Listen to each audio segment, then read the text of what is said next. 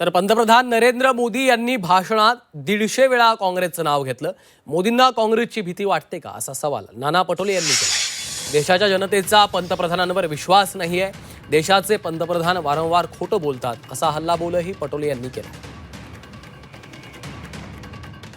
काँग्रेसचं मला वाटतं की त्यांनी त्यांच्या अर्ध्या तासाच्या भाषणामध्ये जवळपास 150 वेळ त्यांनी काँग्रेसचं नाव घेतलं. काँग्रेसची एवढी भीती मोदींना काय 56 इंचीचा सीना आहे ना, पण ते 56 इंचचा सीना ट्रम्पच्या समोर कसा बागला ही देशाने पाहिलेला आहे. आणि जेव्हा ते बोलत होते, मी माझ्या मोबाईलवर पाहत होतो तर 99% लोक त्यांना फेकू म्हणत होते. काय काय वेगळ्या भाषेत बोलतो. मी ती भाषा इथं वापरणार नाही.